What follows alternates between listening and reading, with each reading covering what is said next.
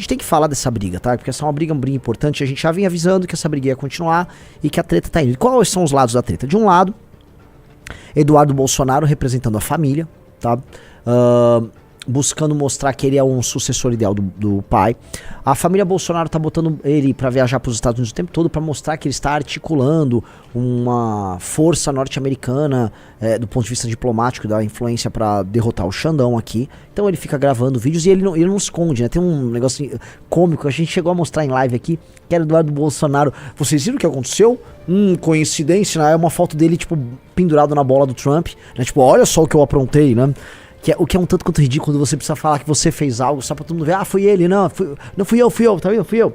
O que já era, vamos dizer, sintomático de que ele tava com os ciúmes do Nicolas. Do outro Nicolas, que ele é um aproveitador e que é um malandro, né? Então ele viveu pendurado nas bolas do Bolsonaro e agora ele quer, né, comer o Bolsonaro pelo lado. E o que o Nicolas fez, né? Ele foi pros Estados Unidos, o Rafael Almeida Rizzo, concorrer com o Eduardo, e essa é a real. Por que ele foi lá? Ele foi lutar? Ele foi gravar uns vídeos, uns podcasts, porque ele fez contatos lá nos Estados Unidos com a direita americana e tal. Então ele tá indo lá gravar vídeo, fazer a turnê dele, e aí nisso ele concorre com o próprio Eduardo. E aí ele entra na seara do Eduardo, que é muito ruim pro Eduardo. Que é tipo, pô, mas o cara tá querendo me deixar obsoleto? Calma aí. Só que o Nicolas, né, eu cheguei a ver um pedaço, ele não foi exatamente feliz, se ele estava tentando evitar uma briga, nas entrevistas que ele deu, né. Ele mostra certo desdém pelo Bolsonaro ali nas falas.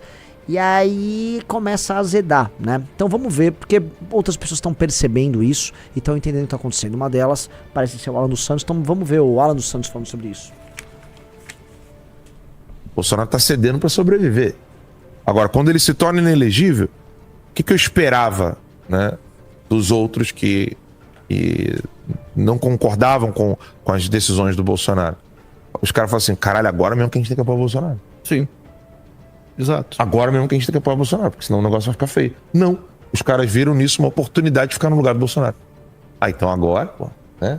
Que é, olha, desculpa, mas eu vou ser bem sincero aqui. Que é o que tá na cabeça do Nicolas. Que é o que tá na cabeça de muitos hoje. Que pensam que, não, eu vou marcar o meu terreno aqui agora, o Bolsonaro vai se fuder, daqui uns anos eu tomo. É exatamente isso que ele tá falando. Na verdade, quem dera eu aqui complementar o nosso outlaw, o nosso fora da lei, que assim, ele tá mais estiloso, né, nesse exílio, né? Sim, tá mais estiloso lá no Santos. Tá, mano, com umas roupas mais legais, belo boné, meteu um óculos, tá com uma barba mais regulada, nem parece um mendigo como eu, tá? A Alan dos Santos tá na estica, tá no jeito ali, e mandou uma real, isso é verdade. E ele tem que entender que, assim, quero complementar, assim, Alan, se me permite aí, né, complementar, não é só o Nicolas, né, o Nicolas faz parte de uma geração de bolsonaristas que são carreiristas, o Nicolas é um carreirista. Você vai pegar toda a turma do Nicolas, pega o PL Jovem, você quiser olhar o que é a formação PL Jovem, que são pessoas jovens, malandras, vários ex-MBLs, mas um monte de ex-MBL, que se era um MBL no período que o MBL odiava o Bolsonaro, odeiam o Bolsonaro e só estão com o Bolsonaro pra fazer exatamente isso, que é um carreirismo. Só que vocês, bolsonaristas, vocês são oportunistas também, então vocês querem esses caras por perto, né? Vocês fizeram a confederação dos oportunistas e caíram do poder, e aí aquela coisa farinha pouco meu pirão primeiro, e que todo mundo começa a fazer seu planejamento, né? Mostrando que não é um grupo político com um projeto de Brasil, né? Vocês não têm um projeto, vocês têm um processo aí que vocês estão, né, um puxando a perna do outro e tal, e o Bolsonaro por enquanto é a liderança principal, mas o maior incentivador disso que o Nicolas faz chama-se Valdemar da Costa Neto. É o Valdemar, assim, não se iluda, tá? Há dinheiro nessa brincadeira, e há dinheiro e há interesse, e isso aí é o Valdemar. Vamos lá. O que vai sobrar do Brasil com o Bolsonaro preso? Diz pra mim. O que vai sobrar do quê? Eu tô viajando, pode... Como é que é? Volta, porque... Do Brasil. O que vai sobrar do Brasil não vai mudar nada. Tipo, nossa. Os caras dão valor ao Bolsonaro que é. O que vai sobrar do Brasil com o Bolsonaro preso? Diz pra mim. Eu tô viajando, pode me criticar. Não, exatamente. A sua situação é um outro exemplo disso, né?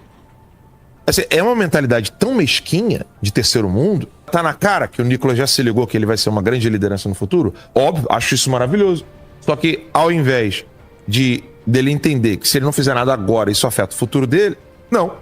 O Nicolas faz a sua agenda própria para poder ficar ali colado no Bolsonaro para não ficar mal. E aí depois, no futuro, ele vai voltar, ele vai apontar pro passado e falar assim, ó, eu não tava lá naquele rolo. Eu fui independente. Sim, é exatamente isso. Na verdade, se vocês olharem direitinho, quando o Nicolas ganhou para deputado federal, ele parou de falar dos assuntos que poderiam dar, sei lá, cassação. Só tirou o pé, guardou. Ó, é isso. Mas não só ele. Não só ele. O bolsonarismo é isso. Né? Não podemos esquecer, não só ele. Vamos lá. Com medo de ser ridicularizado. Então, é por isso que o Nicolas não vem aqui. Ele pisa nos Estados Unidos e não é entrevistado por nós. Por quê? Ele não quer se manchar agora, porque ele quer se resguardar para o futuro. Qual futuro, filhão? Diz para mim. Qual futuro? Qual futuro você vai ter no Brasil? Qualquer pessoa, qualquer político. Por que o Eduardo Bolsonaro não tem medo? Porque ele sabe. Ele não tem medo de estar do meu lado, de tirar foto, de me ver do meu lado. Eduardo é um dos únicos políticos. Ele, a Bia Kicis, o Luiz Felipe de Orleans Bragança, o Jorge Seif. Eles não têm medo, porque eles sabem do que está acontecendo nesse exato momento. Quem tem planos futuros, pensa o quê? Gente, o Alan dos Santos, meu querido, o Jorge Seif fez um acordo com o Xandão para não perder o mandato. Ele fez um acordo com o Xandão para não perder o mandato. Desde então ele é uma sombra andando lá. Para. O critério dele é aparecer com o Alan dos Santos. Você é do bloco da família. Ainda que faça algumas críticas aqui e ali, você é do bloco da família nisso aí, a família vai estar jogando com você. Ainda mais que você sendo útil batendo no Nicolas agora. Não vou me ferrar agora, para no futuro eu poder me dar bem. É típica mentalidade brasileira mesquinha. Ué, mas o Jorge Seif fez um acordo com o Xandão. A política, assim, Brasília inteira sabe disso. Ele manteve o mandato dele por causa disso. Teve um beneplácito ali, continuou senador. Ele é né, que é o seguinte, né... Na próxima eleição pro Senado, né, vocês estão, vamos montar uma bancada de bolsonaristas que vão votar pelo impeachment do Xandão. Não será o caso dele. Tá todo cagado, tá morrendo de medo. Né? E foi isso? Foi essa parte do Alan. Isso, e aí entra o principal, que é aí embaixo, né? Dudu vai ali e manda. Pra mim fica muito claro, o mesmo método e até as mesmas pessoas com o qual perseguem o Alan dos Santos perseguem a mim e todos da direita. Eu só não estou exilado igual o Alan no exterior porque isso, por uma questão de oportunidade, mas assim que puder o sistema fará o mesmo comigo, com meu pai, com todos da direita. Ou pior, o Eduardo Bolsonaro, né?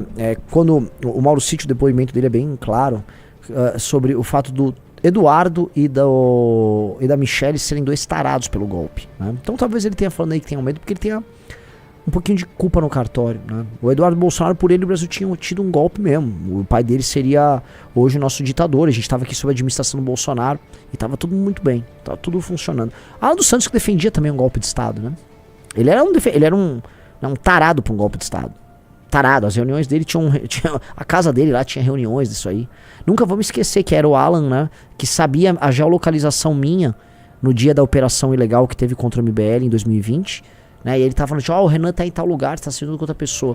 E depois a gente descobriu que havia um software que estava sendo usado de maneira ilegal pela turma do Bolsonaro para ficar monitorando adversários políticos, né? Então, é foda que reclamar que estavam. Vocês vivem numa ditadura aí no Brasil quando, né, quase vivemos na de deles. Só muda o dono aí da ditadura. Só muda o dono na brincadeira. Então, não vou ficar aqui também. É uma briga de filhos da puta, todos esses caras. É uma briga de um bando de gente suja. É bem escroto. Bem escroto. E a briga tá avançando, né? Eu não vou ler esse textão merda aí do Eduardo Bolsonaro. Mas o Eduardo vai ter que se posicionar ao longo do tempo contra o Nicolas. Eles sabem, né? A leitura que o Alan, aí já, né, sendo frio aqui, a leitura que o Alan faz sobre o Nicolas ela é muito verdadeira. O Nicolas, pro plano dele funcionar, ele vai precisar ficar mamando o Bolsonaro com alguma distância, né? Ao longo do tempo. Ele nunca vai comprar uma briga frontal. Então os Bolsonaro vão poder botar água no chope do Nicolas, buscando esse confronto, buscando esse enfrentamento e enquadrando ele.